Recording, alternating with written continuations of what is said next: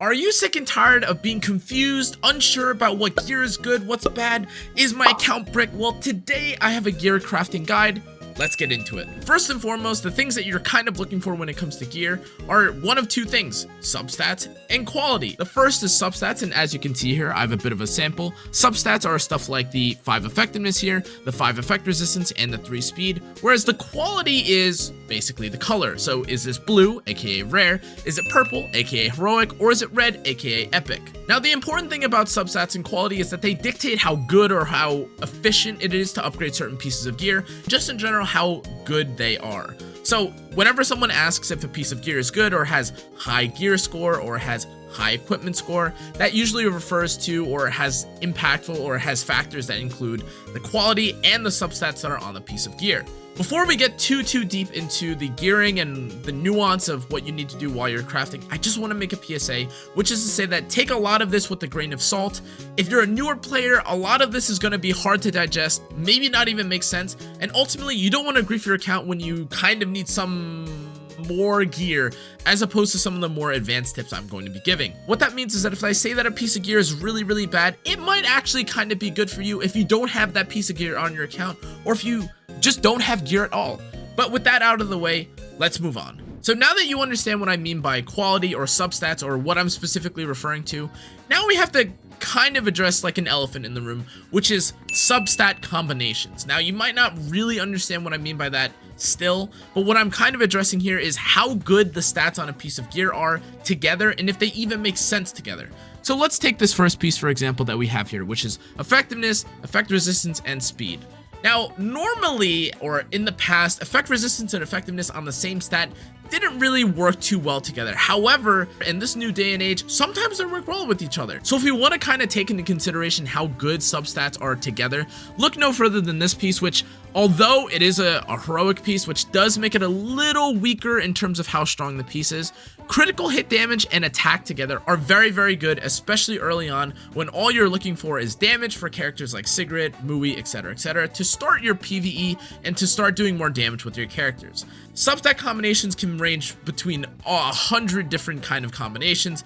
It basically just depends on the characters or the archetype of character that you're trying to upgrade, but generally speaking, stuff like crit chance, crit damage, attack on a damage dealer, HP, defense, effect resistance on a soul weaver. So now you know what substats are, now you know what quality is.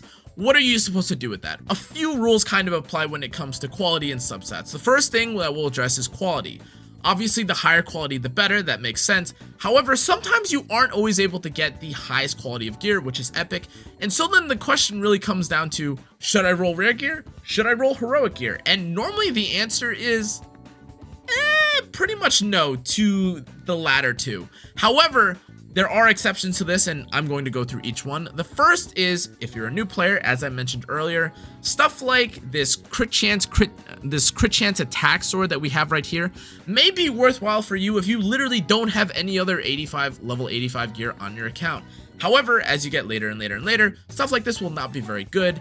But the pairing and sometimes the combination of substats is enough to justify upgrading or seeing if it's good enough. Furthermore, when you start to address stuff like speed, there is a golden rule in EpicSeven, which is when it comes to speed gear, it doesn't matter if it's heroic or epic, so long as it's at least heroic, you kind of want to roll, or you kind of want to speed check gear. And what that means is when someone says, or when someone refers to speed checking, it is basically to enhance gear to +6 to +9, see if a piece of gear will continuously roll speed, because speed is such an important substat in this game. Speed dictates who goes first, who goes second, who goes third, etc. So when I refer to speed checking in this section, that's what I mean. However, if you want some baseline rules, you can kind of keep this in mind. Blue is bad, B for bad. You should usually only sell it, and when it comes to heroic gear, you can also sell it, but you can definitely consider upgrading gear if it has maximum rolls, which in this case, that means that there's the highest potential of roll available on the piece of gear. And in this case, for instance, if you see that the critical hit damage here is 7, this is a maximum roll. I'll maybe include like a little chart here that includes all the different ranges and what potential maximums you can have. Pause if you want to see it. This is kind of nerdy talk, but essentially what I'm trying to get at here is that if it rolls really well, you can justify upgrading it.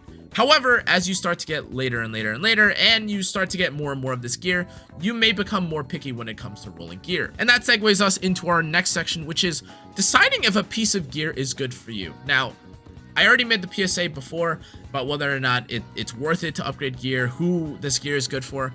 And long story short, I'm not going to be a broken record. I don't know if the gear is good most of the time, just because I don't know where you are in the game. However, I will give you ideal substats or ideal things to look for in gear, which, if you kind of take a look at this first piece of gear, that's essentially what I'm describing here. Speed and effectiveness together on a hit set kind of is invaluable, or is very, very valuable. You kind of will never avoid a piece like this. And for instance, I'm doing this for a video, but I am just going to upgrade and speed check this. But even if it doesn't roll into speed, if it rolls into only effectiveness and it rolls very highly into effectiveness, because the combination of stats is really good, or it's an ideal piece of gear, I will keep this, I will use it. I'm going to sell, but I also want to craft another 10 just so I can kind of give myself a little bit more leverage.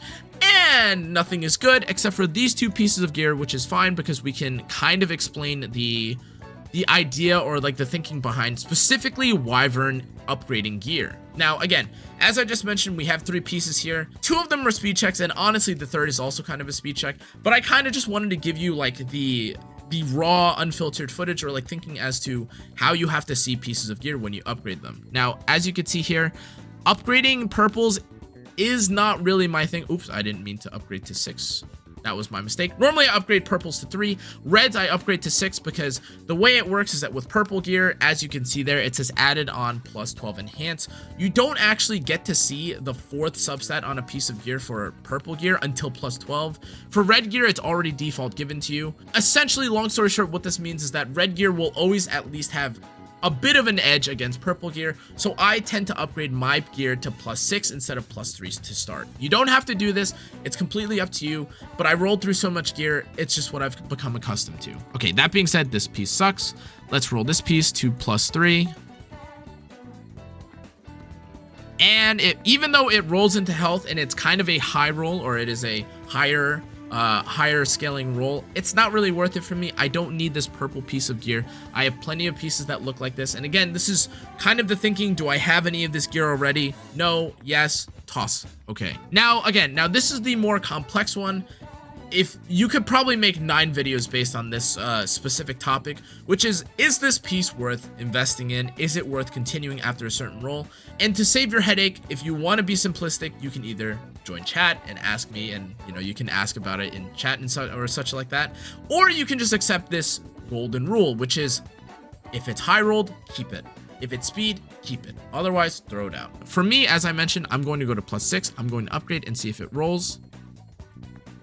And unfortunately, as you can see here, it rolled into effect resistance and flat HP.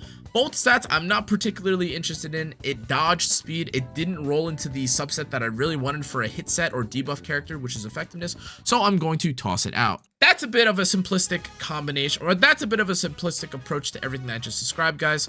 But in general, I will say that I've seen a lot of your comments. I do just want to mention that you guys are bringing up like, oh, should I roll this? Should I roll that? And the honest to God truth is that I wish I could realistically I could, but I wish I could answer every single question, knowing all of your accounts and the progression of your accounts, what I think would be successful. However, unfortunately, I can't, because a lot of you guys are commenting for the first time, and although I really appreciate all the comments, if you guys want to post gear or stuff like that, or like, I'm a mid-game player, etc., I can give you a bit more advice.